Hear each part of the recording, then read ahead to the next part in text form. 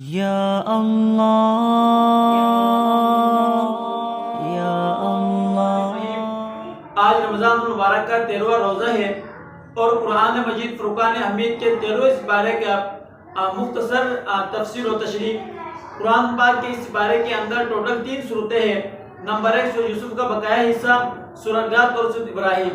سورہ یوسف کے بقایا حصے کے اندر جس چیز کا ذکر ہوا ہے سب سے پہلے وہ یہ ہے کہ نفس کے اقسام کا بیان ہوا ہے۔ نفس کے 3 قسمیں ہیں۔ نمبر 1 ہے نفس امارہ۔ نفس امارہ وہ نفس ہے جو انسان کو گناہوں کا حکم دیتا ہے۔ نمبر 2 نفس لوامہ ہے جو برائی پر ملامت کرتا ہے۔ اور نمبر 3 نفس مطمئنہ ہے جو انسان کے توبہ کرنے پر وہ نفس کیا ہوتا ہے؟ مطمئن ہوتا ہے۔ اور دوسرے چیز پر یعقوب علیہ السلام کا اپنے بیٹوں کو جب وہ عزیز مصر کے پاس جا رہے تھے تو اس وقت ان کو ایک دروازے سے داخل ہونے سے منع فرمایا تھا۔ اس منع فرمانے کی حکمت بیان ہوئی ہے کہ یعقوب علیہ السلام نے اپنے بیٹوں کو عزیز مصر کے پاس ایک دروازے سے داخل ہونے سے منع اس لیے کیا تھا کہ کہیں آپ اکٹھے جائے تو کہیں نظر نہ لگ جائے۔ اور آپ صلی اللہ علیہ وسلم کا فرمان ہے کہ نظر کا لگ جانا کیا ہے؟ برحق ہے۔ اور یوسف علیہ السلام کا اپنے کے لیے ان کے والدین دونوں کے باغ کے سجدہ کرنے کا ذکر ہے۔ اور اس بارے کے اندر اللہ رب العزت نے حکم دیا کہ انسان کو ہر وقت اپنے خاتمہ بالخیر مانگنا چاہیے، اچھے خاتمے کی دعائیں کرتے رہنا چاہیے۔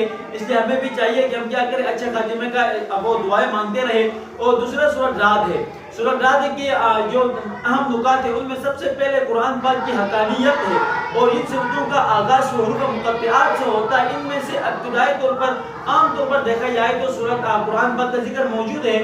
اور اس حروف مقطعات کے بارے میں مفسرین نے یہ بھی لکھا ہے کہ اللہ رب العزت نے حروف مقطعات کا ذکر کر کے انسانوں کو یہ پیغام دیا ہے کہ تمہارا کلام کا آغاز بھی انہی حروف سے ہوتا ہے اور میرا کلام ہے ان کا آغاز بھی انہی حروف سے ہوتا ہے، لیکن تمہارے اندر اتنی سکت فہم و فراست نہیں ہے کہ تم میرے کلام کو سمجھ سکو۔ تو اس بارے کے اندر سب سے پہلے قرآن پاک کی کیا ہے؟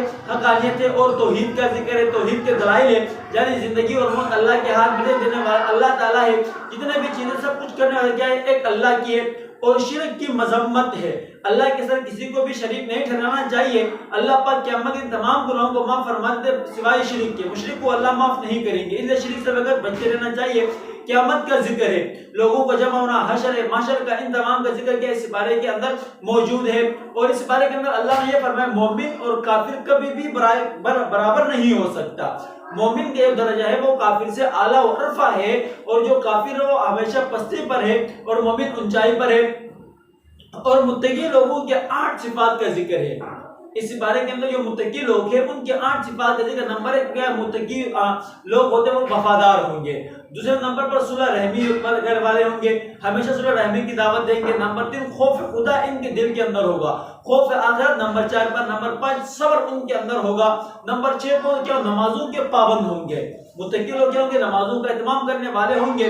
اور نمبر 6 وہ کیا ہوں گے؟ وہ صدقہ دینے والے ہوں گے۔ اور نمبر 6 کیا ہوں گے؟ برائیوں کا بدلہ اچھائی کے ساتھ دینے والے ہوں گے۔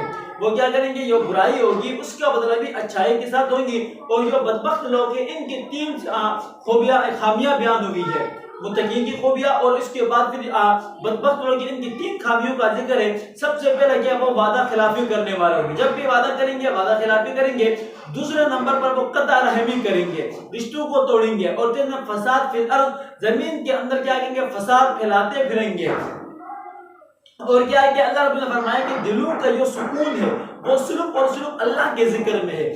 متقی لوگوں کے صفات اور بدبخت لوگوں کی خامیوں کے بعد اللہ نے فرمایا کہ انسان کا دلی سکون جو ہے وہ اللہ کے ذکر کے اندر ہے۔ اس وقت انسان کو ہر وقت اللہ کا ذکر کرتے رہنا چاہیے، اللہ کو یاد کرتے رہنا چاہیے۔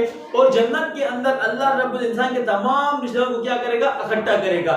تو اللہ ہمیں بھی اپنے جنت میں اکٹھے کرنے کی اللہ ہمیں بھی توفیق دے دے، اللہ ہمیں بھی ایسا بنائے کہ ہم بھی جنت میں جانے والے ہو۔ اور سورۃ ابراہیم میں سب سے پہلے قرآن پاک کی فضیلت کا بیان ہے اور توحید کے دلائل کا بیان ہے۔ اللہ رب نے فرمایا کہ قبول حق سے یہ لوگ انکار کرنے والے ان کے تفکر عذاب کی اللہ رب العزت نے کیا وعید سنائی ہے۔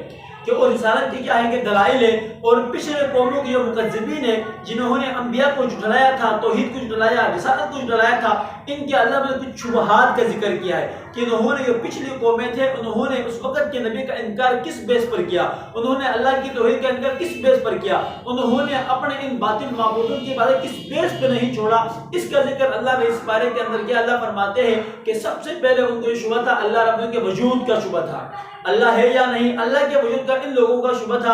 اور دوسرا شبہ ان کو یہ تھا کہ بشر رسول کبھی بھی نہیں ہو سکتا۔ ان لوگوں کا یہ دعویٰ تھا کہ یہ انسان ہے وہ رسول نہیں ہو سکتا، رسول ہوگا وہ کوئی دوسری مخلوقات آگے نورانی مخلوقات میں سے کوئی ہوگا، فرشتوں میں سے کوئی ہوگا، لیکن یہ انسان نہیں ہو سکتا۔ بلکہ اللہ رب العزت نے آدم علیہ السلام سے لے کر نبی خاتم النبیین صلی اللہ علیہ وسلم تمام انبیاء کو انسانوں میں ہی بھیجا، تمام انبیاء بشر ہی آئے۔ ان لوگوں کا یہ اختلاف تھا کہ بشر نبی کیوں آئے۔ اور تیسری چیز ان کی تقلید آبا و اجداد تھا، اپنے آبا و اجداد کی تقلید کی وجہ سے انہوں نے حق کو قبول نہیں کیا، راہ راست پر نہیں آئے۔ اس لیے ہمیں بھی جب حق بات آئے تو آبا و اجداد کی تقلید کو چھوڑ دینی چاہیے اور کیا کرنا چاہیے کہ حق پر تسلیم کر لینا چاہیے۔ اور کافروں کے جو اعمال ہے وہ راہ کے برابر ہے، وہ کیا مطلب راہ کے برابر ہوں گے۔ دنیا کے اندر ان کو جو دنیاوی فائدہ تو ہوگا، لیکن اخروی طور پر ان کافروں کے اعمال کا کوئی فائدہ نہیں ہوگا۔ فائدہ تب ہوگا جب انسان کیا کرے گا، اللہ رب العزت پر ایمان لائے گا، توحید پر ایمان لائے گا، رسالت پر ایمان لائے گا، یعنی کہ کلمہ پڑھے کر مسلمان ہوگا، پھر اس کو ہوگا۔ اور اللہ رب العزت نے اس بارے کے اندر مومن کی مثال جو ہے وہ پھلدار درخت سے دی ہے، اور جو دوسرا کافر ہے اس کی جو مثال ہے اللہ رب العزت نے وہ جھڑے درخت جو ان سے اللہ رب العزت کی مثال دے دی ہے۔ اور ابراہیم علیہ السلام نے اپنے رب سے 6 دعائیں مانگی تھی، اللہ نے ان 6 دعاؤں کا ذکر کیا ہے۔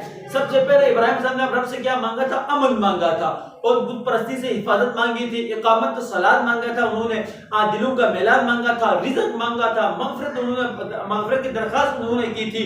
اور کہتے ہیں کہ مغفرت ہمیں بھی ہر وقت اللہ رب مغفرت کی درخواست کرتے رہنا چاہیے، رزق اللہ سے طلب کرتے رہنا چاہیے، اور قرآن کے ان پیغامات کو آگے سے آگے پہنچاتے رہنا چاہیے۔ یہ میرا اور آپ کا حق ہے۔ تو اللہ رب مجھے اور آپ کو قرآن پاک کی ان صورتوں پر، قرآن پاک پر، قرآن کی تعلیمات پر عمل کرنے کی توفیق عطا فرمائے۔